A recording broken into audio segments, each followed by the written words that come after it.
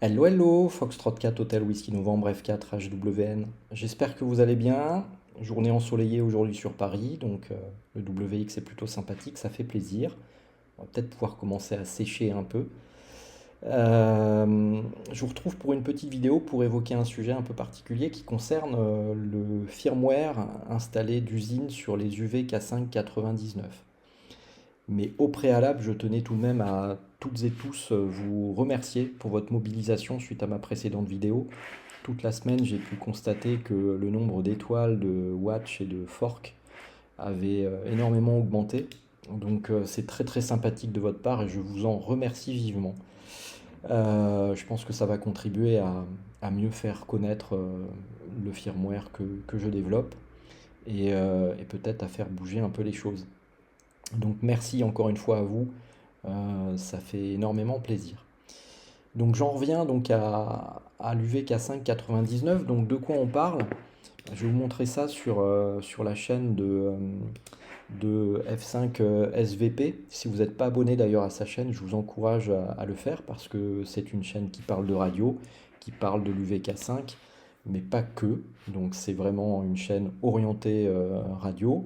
Il y a des tas de tests de matériel, des tas de vidéos autour de la radio, et c'est des vidéos en français. Donc je vous invite à vous abonner si ce n'est pas déjà fait. Il a plus d'abonnés que ma chaîne, donc à mon avis, si vous le suivez, si vous me suivez, vous le suivez certainement déjà. Mais je vous encourage à aller faire un tour sur sa chaîne si vous ne la connaissiez pas. Et donc justement sur cette vidéo, F5 SVP présente du coup l'UVK5 99. C'est un modèle que moi je ne possède pas. Il est disponible en plusieurs couleurs. Donc là on le voit en bleu, je crois qu'il y a le gris, le rouge et possiblement le jaune. Faut pas me faire trop confiance avec les couleurs parce que moi je suis dyschromate, donc les couleurs je les vois pas comme vous. Mais voilà, et ce Quansheng K5 à 99 a une particularité, c'est qu'a priori il est vendu avec un firmware qu'on ne retrouve pas sur le site officiel de Quansheng. Donc pour celles et ceux qui voudraient éventuellement le réinstaller, ben, surtout s'ils ont installé un autre firmware par-dessus, et bien en fait, a priori, ça a l'air de poser pas mal de problèmes à pas mal de monde parce que personne ne retrouve ce firmware et il n'est pas sur le site de Quansheng. Euh, alors moi forcément quand j'ai vu ça au hasard d'une balade sur le groupe Facebook UVK5, vous savez que j'ai pas de compte Facebook mais je vois quand même de temps en temps, je peux aller de temps en temps voir ce qui se passe. J'ai vu qu'il y avait pas mal de conjectures autour de ce firmware et de spéculations. Et donc je vous propose de mener une petite enquête à la inspecteur Barnaby pour essayer de retrouver d'où il vient et d'ailleurs de vous mettre ensuite à disposition ce firmware si vous le souhaitez. Alors j'ai emprunté d'ailleurs suite à cette visite sur le groupe Facebook, j'ai vu passer une petite vidéo d'un certain Bruno. J'espère qu'il m'en voudra pas. J'ai fait une capture d'écran de sa petite vidéo juste au moment où il allume le poste. Et voilà ce qu'on voit. Donc on voit le message de bienvenue, donc welcome. Et en dessous, on voit OSFW-BD90CA3. Alors moi, quand j'ai vu ça, je me suis dit, mais si les gens cherchent, moi je pense savoir d'où ça vient, hein. Donc OSFW, c'est pour Open Source Firmware. Qui a utilisé cette appellation? Bah, de mémoire, notamment FACSI. Alors vous savez que mon firmware donc, est un dérivé du firmware Exhumer. Donc ça, vous le savez depuis le début, mais Exhumer, lui, comme je vous l'avais montré, est parti des travaux de One of Eleven et de FACSI, notamment pour la partie analyseur de spectre ou bandscope. Et One of Eleven et FACSI étaient eux-mêmes partis du travail de Dual Tachyon. Et quand on va se promener donc sur le firmware de FACSI, on voit ceci dans le About. Et donc ici, vous retrouvez du coup la fameuse appellation Oscar Sierra Foxtrot Whiskey, donc Open Source Firmware. Donc moi, ce que j'ai fait, c'est ceci. J'ai tout simplement cloné le dépôt. Donc, je le prends. Qu'est-ce que j'ai fait? Git clone, ça serait mieux quand même déjà. Parce que sinon, ça va pas le faire. Hop. Voilà. Et je suis donc ici sur du coup l'arborescence de source du firmware FactSet.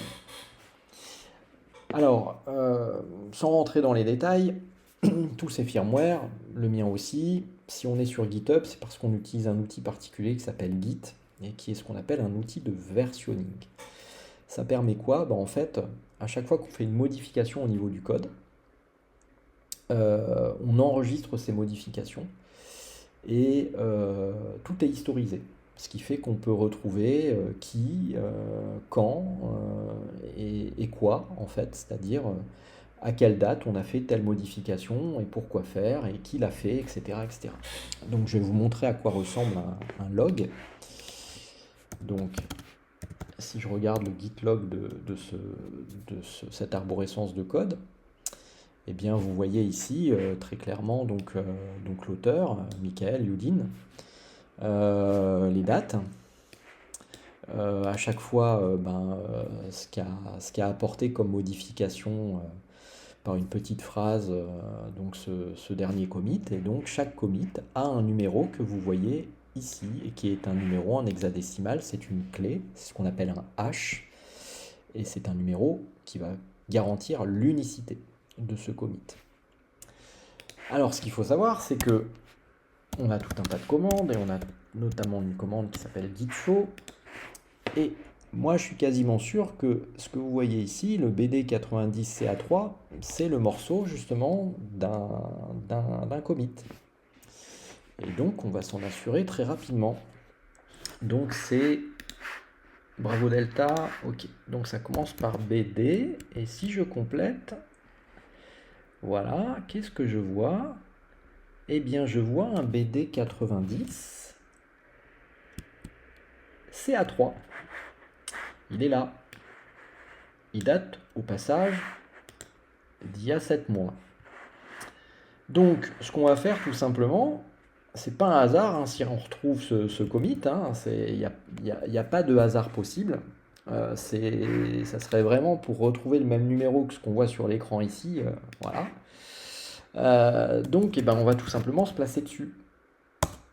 Voilà. Donc là, vous voyez, mon prompt a changé et je suis au niveau du commit BD90CA3F. Qu'on retrouve donc ici, même si ici on voit que BD90CA3. Donc à partir de là, qu'est-ce qu'on va faire? On va tenter, parce qu'on est joueur, on va tenter une compilation, hein, ni plus ni moins. Donc allons-y. Et on va regarder ce que ça donne. Alors il y a un petit bug au début là, mais ça va pas être grave je pense. Suspense insoutenable.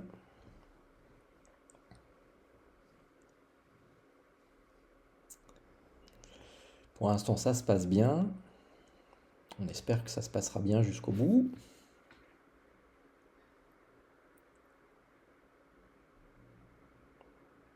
Voilà, ça a compilé. On est bien sur quelque chose qui a compilé jusqu'au bout. Et donc, si ça se trouve, compilate firmware. Voilà, 18h56, c'est ça. Et donc, notre firmware, il est là. Et en version paquet, il est ici. Alors, comme je suis joueur, donc ici, je vais pas prendre celui-là parce que vous ne verrez pas à l'écran, c'était celui avec l'écran rouge. Donc ici, vous voyez, j'ai un K5.8 avec mon firmware en phase de développement. C'est la version 2.8 sur laquelle je travaille encore. Donc pas de souci, hein, je le rallume. Ok. Donc je vais le brancher donc sur le câble. Je le mets en mode flash. Voilà, la petite LED allumée. Et donc on va essayer d'aller flasher tout ça. Donc UV Tools. Ok, donc je l'ai mis dans Armel. Il est ici. Tac, tac, tac. La compilation des firmware est où? Parce que là, je ne les vois pas, compilé de firmware tout au début. Voilà, version paquet. Ok. Alors, ça sent bon parce que vous voyez ici, il y a un peu ce qu'on retrouve. Hein. Ok. Et donc, on va flasher. Donc, je flash. Qu'est-ce qu'il me dit? C'est mon câble. Ah, c'est mon câble. C'est l'effet démo. Hein. C'est normal. Voilà. Alors, ça y est, je fais tellement de flashage que mon câble USB commence à être un peu usé en fait. Bon, en tout cas, ça flash. Hein. Voilà.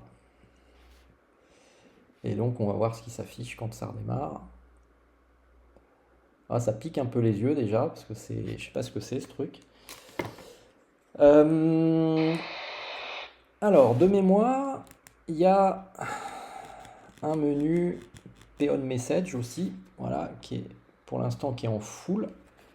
Je vais le mettre en mode message. Voilà, ici, ok. Et donc, si je rallume et que j'éteins, j'espère que vous verrez bien. Et voilà.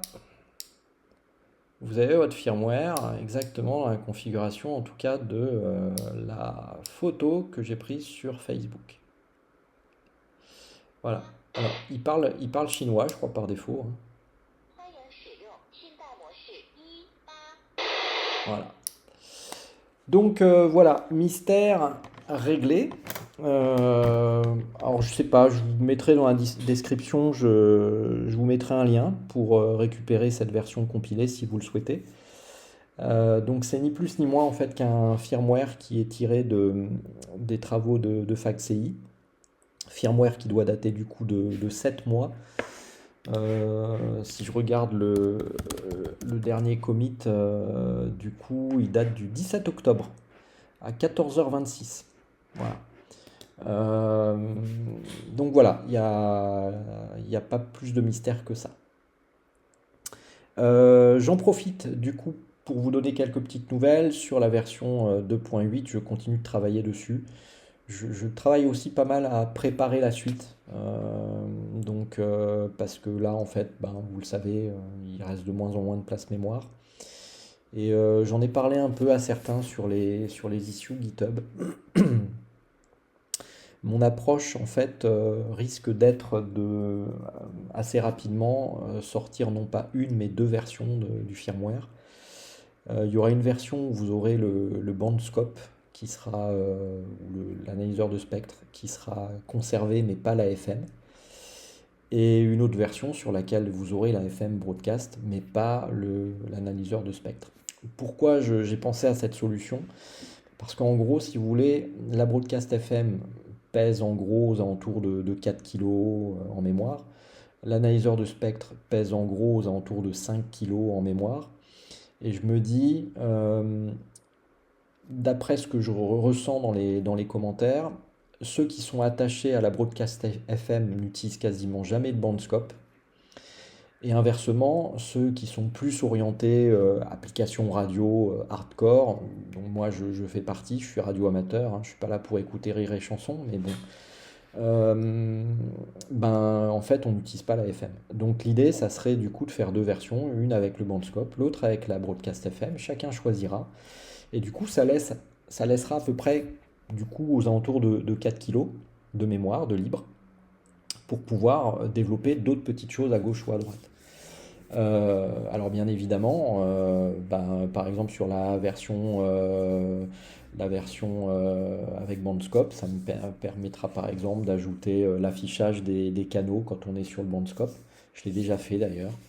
De façon à ce que si vous voyez un pic de modulation quelque part et que ça correspond à déjà un canal mémoire que vous avez affiché, bah, ça sera visible sur le bandscope. Donc ça fait partie de ce genre de petites évolutions que je pourrais apporter. Voilà, donc c'est un peu la réflexion sur laquelle je suis actuellement. Maintenant, il y aura, avant ça, je pense, il y aura une version 2.8, mais qui n'est pas terminée encore, parce que je bricole pas mal de choses. Et puis je manque beaucoup de temps en ce moment. Donc voilà. Alors celles et ceux qui suivent le dépôt GitHub voient que ça bouge hein, régulièrement. Je fais des commits par-ci par-là. Mais j'ai rien de particulier, de vraiment particulier à vous présenter. Il y aura quelques correctifs de bugs. Je vais probablement renommer aussi certaines entrées dans les menus. Euh, mais ça ne sera pas non plus une révolution. Par contre, ça sera une version qui va préparer la suite. Et notamment, encore une fois, avoir ces deux versions. Donc peut-être que je passerai d'ailleurs à une version 3.0 hein, qui sera déclinée avec une version FM Broadcast et l'autre avec le Bandscope. Et puis on continuera l'aventure comme ça. Voilà les amis. Mais je manque de temps en ce moment, hein, c'est pour ça. Donc voilà, puis je veux pas vous sortir des versions pour rien non plus. Donc voilà, mais le développement est toujours bien évidemment en cours. Voilà les amis, encore une fois merci à toutes et à tous. Sous la vidéo vous allez trouver la description. Dans la description je vous mettrai un lien pour récupérer cette version de binaire que vous pourrez flasher comme vous l'avez vu avec le flasher en ligne comme d'habitude. Et sous la description vous avez bien évidemment les habituels commentaires pour les questions, les remarques ou les insultes. Voilà, très bonne suite de week-end. Peut-être que certains sont également en congé. Moi, je fais partie du secteur privé, donc je travaille. Donc 73 à toutes et à tous. 4HWN en QRT. Ciao, bye bye. Salut.